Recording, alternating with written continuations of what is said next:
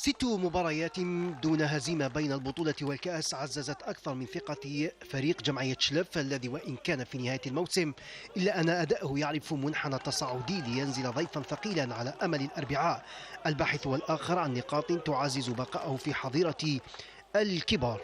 حافز جعله يدخل المباراة بقوة والضغط على المنافس بمحاولات هجومية وتسديدات من هنا وهناك لم تجد طريقها إلى الشباك، خاصة أمام صلابة دفاع الجمعية الذي عرف كيف يمتص ضغط المنافس ومحاولة السيطرة على الكرة في وسط الميدان لينتهي الشوط الأول بالتعادل السلبي.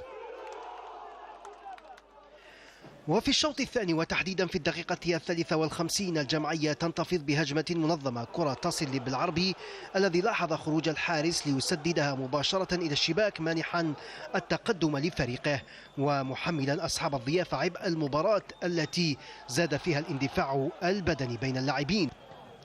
لكن تكتيكيا الشلفاوة كانوا الأحسن والأسرع في المرتدات. وفي الدقيقة 62 اللاعب عليان ينطلق بالكرة ويمررها بذكاء إلى البديل عدادي الذي وقع الهدف الثاني معقدا من مأموريته للعودة في المباراة. وقبل 3 دقائق عن صافرة النهاية نفس اللاعب يعود عدادي وبالسرعة القصوى ينطلق ويسدد بقوة مضيفا هدفه الشخصي الثاني والثالث لفريقه، مؤكدا التفوق بالأداء والنتيجة لأصحاب اللون الأحمر والاقتراب أكثر من ضمان البقاء. صراحة جيت نقلنا باش نديروا نتيجة، ولكن باش نسجلوا 3000 ما كنتش صراحة نتوقعها، يعني باش يكون واحد متواضع، ولهذا نقول باللي مقابلة مهمة الفريقين.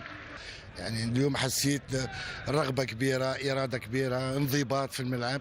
التغييرات ربما تاني في الشوط الثاني جاب الإضافة هو دخول عدادي اللي سجل هدفين. احنا هزيمة ماشي منتظرة، وكي نشوفوا أطوار الشوط الأول كان لينا والشوط الثاني نظن كان الشلف.